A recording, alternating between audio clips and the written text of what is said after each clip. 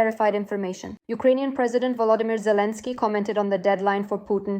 2 weeks ago in Washington, it was stated, 2 weeks ago in Washington, it was said that right now the Russians should be ready for real negotiations, for a meeting at the leaders' level. Ukraine is undoubtedly ready for this. But the only thing Russia is doing is investing in further war. According to the president, so far all the signals from them are exactly about that. Now, during his visit to China, Putin will once again try to wriggle out of things. That's his #1 sport. At the SKO summit in China, Putin presented his own version, as he put it, of the Ukrainian crisis. That's what he called the aggressive war he started in Ukraine. The Kremlin dictator once again repeated the nonsense of Russian propaganda and claimed that he supposedly did not attack Ukraine, and that the war began with a coup in the country and the West's attempts to pull Kyiv into NATO. As Union reports, such statements from Putin indicate that there is no point in expecting a constructive dialogue about peace from him. Putin also once again mentioned the so-called root causes of the Ukrainian crisis and said that they must be eliminated for a long-term settlement. Meanwhile, the Kremlin is releasing footage from the SCO summit fields, showing Prime Minister Modi leading the Russian leader by the hand to Xi Jinping. The Russian dictator and the Indian Prime Minister also drove together in a car to a bilateral meeting. Ukrainian President Volodymyr Zelenskyy announced that he held talks with Indian Prime Minister Narendra Modi, where they discussed support for a ceasefire and coordination of positions ahead of the Shanghai Cooperation Organization summit. Zelenskyy informed Modi about recent talks with US President Donald Trump, which were attended by European leaders, and emphasized Ukraine's readiness for a meeting with the Russian leadership. During his meeting with Vladimir Putin at the SCO summit, Indian Prime Minister Modi called on the Russian president to bring the war to an end as soon as possible. Russian dictator Vladimir Putin was received in China with indifference and cold formality. Azerbaijani journalists from the media outlet Buddaz drew attention to this. They produced a segment in which they compared how the president of Azerbaijan Ilham Aliyev, Turkish leader Recep Tayyip Erdogan, and the Kremlin ruler Vladimir Putin were received in China. The segment notes that on August 30th, when Ilham Aliyev's plane landed, an honor guard lined up at the airport. The Azerbaijani leader was greeted by China's Minister of Industry and Information Technology and other officials. President of Turkey Recep Tayyip Erdogan was received with no less honor. Journalists believe this demonstrates that the Azerbaijani and Turkish leaders are China's main strategic partners in the region. In contrast, Putin's reception in China was rather modest. As noted in the report, there was neither any particular warmth nor any mention of a dear friend. The Russian leader's visit appeared to be a mere formality without any real emphasis. While Aliyev and Erdogan were welcomed as respected strategic partners, Putin was received more like a burdensome guest whom they were eager to see off quickly. It is noteworthy that it was Azerbaijani media that drew attention to the cold reception of the Russian dictator. The conflict between Moscow and Baku began back in December of last year, when Russian air defense shot down a civilian plane belonging to Azerbaijan Airlines, causing the aircraft to crash and resulting in the deaths of 38 people. In June of this year, the conflict escalated sharply after Russian security forces detained and killed Azerbaijani citizens in Yekaterinburg. In addition, Russian propaganda periodically tries to intimidate Baku with threats of an attack on the country. As reported by the Telegram channel Kremlin Snuffbox, propagandist Vladimir Solovyov stated that it is necessary to conduct a special military operation in Azerbaijan. Thus, according to the channel, he is allegedly confirming that the Russian authorities are considering the possibility of conducting such a special operation against Baku. On September 1st, Turkish President Recep Tayyip Erdogan and Russian dictator Vladimir Putin held talks. The politicians met on the sidelines of the Shanghai Cooperation Organization summit, which is taking place in China. According to Reuters, they discussed, among other things, the issue of Russia's war against Ukraine. According to the publication, Erdogan told Putin that Ankara is working to find a fair and lasting solution to end the war in Ukraine.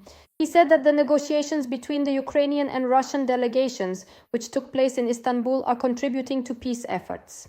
In addition, Erdogan and Putin discussed bilateral relations, peace efforts regarding the situation between Azerbaijan and Armenia, the Israel-Gaza conflict, as well as developments in Syria. At the same time, the Russian dictator thanked Turkey for its significant contribution to the political and diplomatic efforts to resolve the Ukrainian crisis, as he calls the war unleashed by Russia against Ukraine. Since May of this year, 3 rounds of direct Russian-Ukrainian negotiations have already taken place in Istanbul, which have made it possible to advance in resolving a number of practical issues in the humanitarian sphere. I am confident that Turkey's special role in these matters will continue to be in demand. It should be noted that Recep Tayyip Erdogan has repeatedly stated that Turkey supports the territorial integrity and sovereignty of Ukraine. In addition, at the Shanghai Cooperation Organization Summit, Indian Prime Minister Narendra Modi called on Putin to end the war against Ukraine. According to him, the conflict in Ukraine should be ended as soon as possible. Modi emphasized that Delhi supports peace initiatives and is counting on constructive dialogue between the parties. US President Donald Trump has responded for the first time to rumors about his death. On his social network, the politician wrote that he has never felt better in his life. Earlier on Saturday, August 30th, a video appeared showing Donald Trump with his granddaughter Kai Trump getting into a car on the south lawn of the White House and heading out to play golf. Rumors about Trump's alleged death emerged amid his disappearance from the public eye. Since August 26th, the US president had not made a single public appearance. As noted by the media, according to the politician's schedule, the American leader will not appear in public on September 1st either. Due to Trump's prolonged absence, internet users began to put forward theories about the possible death of the politician. Initially, this was prompted by statements from US Vice President J.D. Vance, who said in an interview with USA Today that he was ready to take on the role of president if something were to happen to Trump. As journalist Michael Naki notes on his YouTube channel, internet users tried to find confirmation of Trump's death in everything. In the fact that no one has seen Trump in public for several days even though he loves publicity. In the fact that he was recently seen with a spot on his hand just like the Queen of Britain had before her death. In the fact that the AIDS index at the White House is incredibly high. Michael Naki notes that people living in countries with dictatorial regimes have a common pastime, burying the dictator. And even though the USA is not a dictatorship, Trump's political ambitions are well known to everyone, the journalist says. At the same time, Naki points out that despite Americans' theories about the death of the US president, in his personal opinion, Donald Trump is just fine. In temporarily occupied Crimea, the main intelligence directorate of the Ukrainian Ministry of Defense struck 2 Russian Mi-8 helicopters and a tugboat. This was reported by the GUR. Fighters from the special unit Ghosts used drones to strike the airbase of the Russian occupiers in Hvardiska near Simferopol.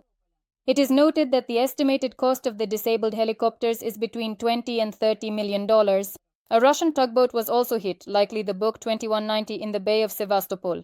During the air attack against the occupiers on the peninsula, Ukrainian intelligence operatives directed a warhead at the vessel.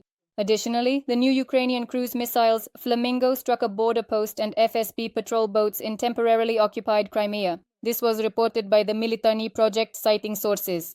The footage captures a triple launch from the Ukrainian coast at dawn.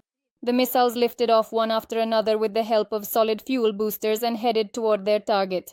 According to satellite images, the missiles destroyed the main building of the border post and the surrounding area was also damaged by fire. This attack was part of a combined strike on Crimea, during which in particular Mi-8 and Mi-24 helicopters were destroyed at the Simferopol airport. The new Ukrainian Flamingo missile is currently the best subsonic cruise missile in the world in terms of its characteristics. It is superior not only to the Russian Ka-101, Kh-555 caliber and Iskander missiles, but also to the American Tomahawk. It is better in terms of target range and warhead weight. For example, it has a flight range of 3,000 kilometers, a maximum speed of 950 kilometers per hour, a cruising speed of 850 to 900 kilometers per hour, and a warhead weight of 1,000 to 1,150 kilograms. The guidance system is combined, including satellite and jamming-resistant inertial systems. European leaders will gather in Paris to discuss sending troops to Ukraine. This was reported by the Financial Times. The meeting will take place on Thursday, September 4th. Earlier, the publication reported that Donald Trump and Volodymyr Zelenskyy might be present at the meeting. The publication notes that the leaders attending the meeting are those who were present at the meeting with Donald Trump on August 18th, when he first met with Ukrainian President Volodymyr Zelenskyy. So the German Chancellor Friedrich Merz, UK Prime Minister Keir Starmer, NATO Secretary-General Mark Rutte, and European Commission President Ursula von der Leyen are expected to arrive in the French capital. The publication notes that the Élysée Palace declined to comment. The President of the European Commission stated, last week the heads of defense departments from the coalition of willing countries met and developed fairly precise plans, including discussions of the necessary elements for an effective troop buildup. The publication notes that Ukraine is demanding concrete security guarantees from its Western allies, including troops on the ground, as part of any peace agreement. The forces could include tens of thousands of military personnel under European leadership, who would receive support from the United States, including command and control systems, as well as intelligence and surveillance assets. German Chancellor Friedrich Merz believes that the war in Ukraine will last for a long time yet. He expressed this opinion in an interview with ZDF.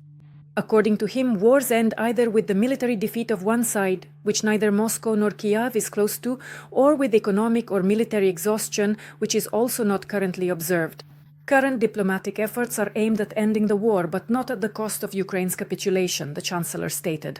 Because if Ukraine loses its independence, another country will be next. And the day after tomorrow it will be our turn. That is not an option, Merz added.